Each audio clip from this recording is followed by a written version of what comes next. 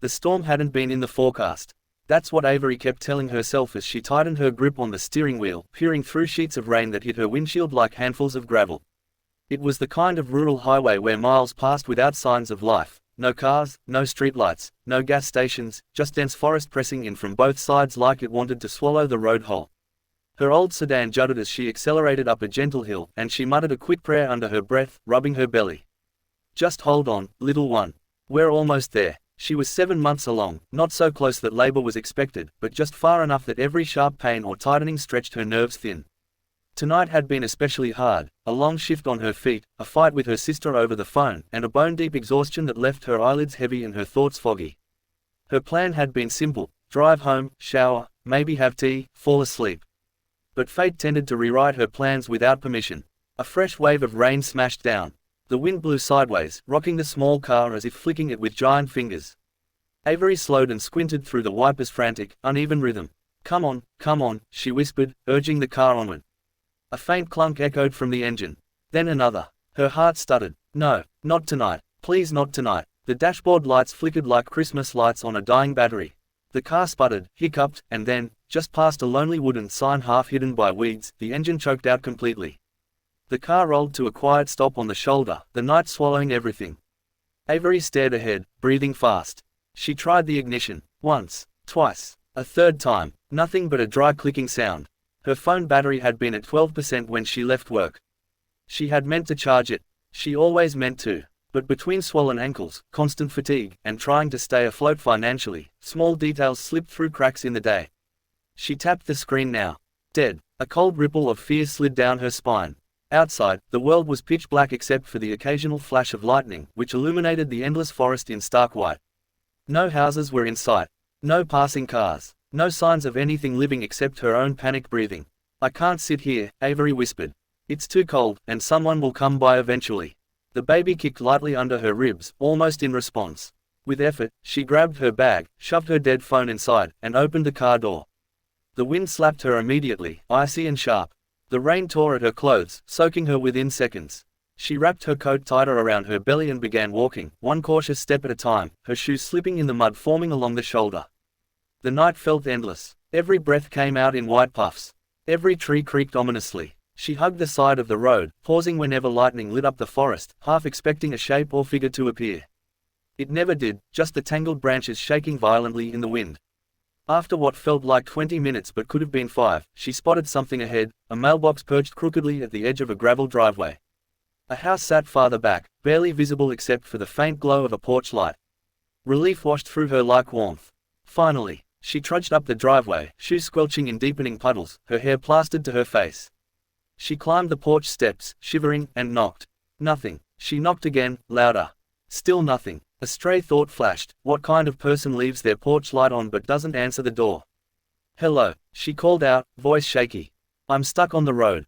My car died. She waited. The storm answered for the house, rattling the porch and sending rain cascading off the roof. The house remained silent. Avery wrapped her arms around herself, trying not to cry. Okay, she murmured. Keep moving. Back on the road, she trudged onward. Her legs throbbed from the cold. Her lower back ached. Every few steps she paused to breathe through a tightness in her belly, probably just stress, she told herself, though her fear whispered something else.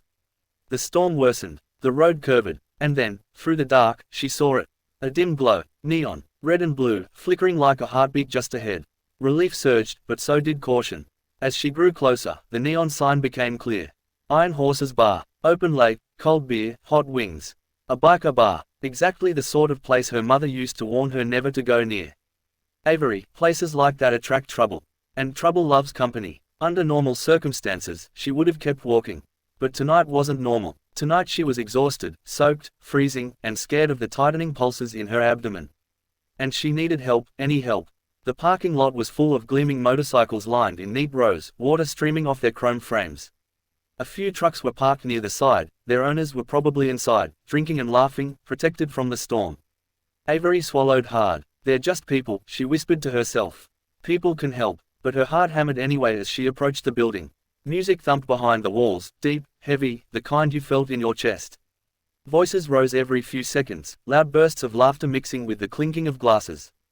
The warm yellow light spilling through the bar's windows looked almost inviting, but it also highlighted silhouettes of broad shoulders, leather jackets, and tattoos. Avery hesitated on the doorstep. Her hands trembled as she reached for the metal handle. She took a deep breath. "You can do this. You have to do this." She pulled the door open. The sound hit her first: music, laughter, a low hum of conversations. Then the warmth, enveloping her like a blanket. The bar was dim but lively, filled with people who looked exactly like every stereotype she'd ever heard: big guys with bigger beards, women with studs in their jackets, patches sewn onto vests that told stories she didn't understand. The moment she stepped inside, all of it stopped. Every head turned. The music kept playing, but the room felt silent as every pair of eyes locked onto the drenched, shaking, obviously pregnant woman standing in the doorway. Avery swallowed, throat raw and tight. She tried again, voice cracking. "I need help." A single drop of water slid from her hair, landing loudly on the wood floor. And just like that, the room shifted, subtly, but undeniably. Bodies tensed. Chairs scraped. Expressions changed from amusement to shock to something else entirely. Before she could decide whether to run or apologize, a massive man rose from a table near the back, his presence commanding without being aggressive. His leather vest bore the name Bear, stitched in bold. Bear moved toward her slowly, palms open, like he was approaching something fragile. In a way, he was. Avery stood frozen in the doorway, water dripping from her hair, her coat clinging to her like a second skin. Up close, Bear was enormous: broad shoulders, thick arms, a beard that could have had its own zip code. His boots thudded on the wooden floor. But his eyes weren't what Avery expected. They were steady and warm, the color of old pennies. "You all right?" he asked, voice low enough that she had to focus to hear him over the music. She opened her mouth, but a wave of tightening rolled through her abdomen. Pain flared bright and hot. She sucked in a sharp breath, a tear sliding down her cheek. Bear's expression changed instantly. Not fear, not annoyance, recognition. "Hey," he murmured gently, stepping closer. "Is the baby coming?" I don't know," Avery whispered. "Maybe. My car died. It's cold. I walked. I just need." Her voice cracked. Bear didn't hesitate. He shrugged off his leather vest and wrapped it around her shoulders. It smelled faintly of motor oil and tobacco, but the warmth hit her like a lifeline. He turned his head and barked over his shoulder. "Roxy, get blankets. And hot water. Now." A woman at the bar, mid-40s with bright purple hair and more piercings than Avery could count, snapped into action without question. On it, Bear guided Avery forward with a hand at her back, keeping his steps slow, steady, patient. He stopped just inside the room so she didn't have to walk farther than necessary. "Sit here, sweetheart," he said, pulling out a chair. "Easy does it." Avery sank into it, breathing hard. She felt naked under the sudden attention. The entire bar watched her like she was a live grenade. But the stares weren't unfriendly, they were confused, alarmed, sympathetic. A skinny guy with wire-rimmed glasses pushed through the crowd, adjusting his beanie nervously. Bear. Want me to call 911? Bear shot him a look. "You work that phone faster than anyone. Move." The guy scrambled toward the bar to get a better signal. Avery pressed a hand to her belly. Another contraction tightened around her, sharp enough to steal her breath. She winced, eyes squeezing shut. When she opened them again, Bear was kneeling beside her. His huge hand hovered near her arm, waiting for permission before touching. "You're gonna be okay," he said. "Ambulance is on the way." Avery nodded, though she wasn't sure if she believed it. Roxy returned first. She tossed Bear a folded blanket, then draped another around Avery's soaked legs. "Oh honey," Roxy murmured, voice full of maternal concern. "How long you been walking in that storm?" "Maybe 20 or 30 minutes, Avery said shakily. "You're freezing," Roxy said. "Drink this." She handed her a warm mug. Avery didn't even ask what was in it. She sipped, thankful for the heat spreading through her fingers. Behind Roxy, a tall man with silver hair tied in a ponytail pushed through the crowd. He wore a denim jacket with patches older than Avery, and a calm seriousness settled around him like a practiced cloak. "Doc's here," someone called. Avery blinked. "You're a doctor." He chuckled. "Retired combat medic. Don't worry, sweetheart, I've helped birth more soldiers' babies than you'd think. War is chaotic. People make questionable decisions overseas." Bear scoffed. "Dude, that is not comforting." Doc ignored him and knelt on Avery's other side.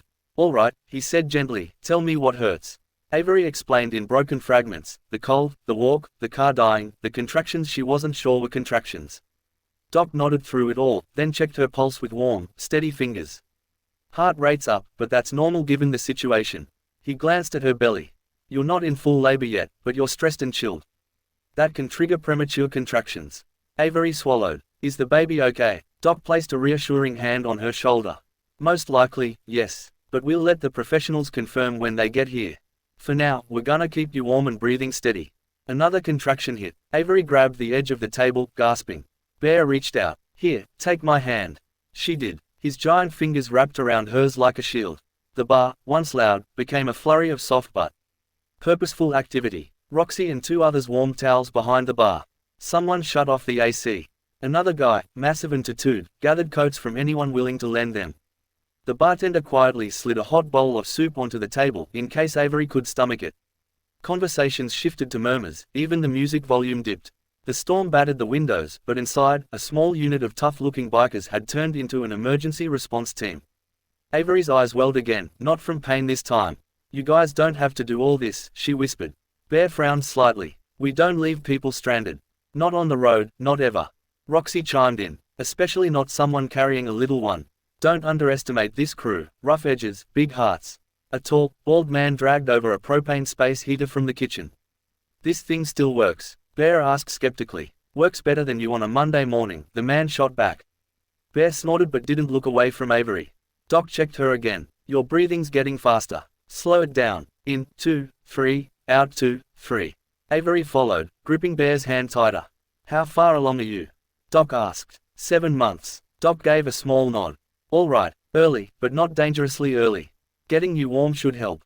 Behind them, the skinny man returned from his 911 call, slightly out of breath. Dispatch says the roads are flooding, he reported. Ambulance is on the way, but they're backed up. Could be 15 minutes, maybe 20. A ripple of concern moved through the bar. Avery's breath hitched. 20 minutes. Bear squeezed her hand gently. We'll hold it down till then. Another contraction hit, stronger this time. Doc glanced up sharply. Intensity's increasing faster than I like. Panic flooded in Avery's chest. Is something wrong? No, Doc said firmly. Not wrong, just means we keep you steady. Address the stress. You keep breathing, we keep you warm. Bear shifted closer, voice soft. You're safe. You hear me. No one here is letting anything happen to you. His tone, so certain, washed over her like heat. Then a sudden crack of thunder shook the windows. Avery jumped, hand flying to her belly. Bear steadied her. Just noise. You're all right. Roxy approached again with a fresh set of blankets. Ambulance will be here before it gets serious, she assured Avery. But even if the kiddo decides otherwise, you've got Doc, and you've got us. Avery's throat tightened. Why are you all being so nice? A few bikers cracked half smiles. Because we're not monsters, Roxy said simply. Because you needed help, the bartender added. Because Bear would have yelled at us if we didn't, someone muttered. Bear shot him a look. Damn right. Avery let out a weak laugh, a sound the entire bar seemed relieved to hear. For a few minutes, the contractions settled into a rough rhythm. Still too frequent, still too intense, but manageable with the help around her. She sipped warm broth, wiped her face dry, breathed through each wave. Doc checked her again. Good. Your color's coming back. Bear kept beside her, unmovable as a stone pillar. Thank you, Avery whispered. Bear shrugged like the gesture didn't matter, but his eyes softened. Family's whoever needs you, he said quietly. Avery swallowed hard. Something deep in her chest, fear, relief, exhaustion, unraveled just enough for her to breathe again. And in that fragile moment of coherence, she heard something in the distance, somewhere beyond the pounding storm and shaking windows. Letters. His brows furrowed, not with anger, but with concern. What's wrong, sweetheart? He asked softly, stepping toward her. Avery felt her knees weaken. And that was the moment everything truly began.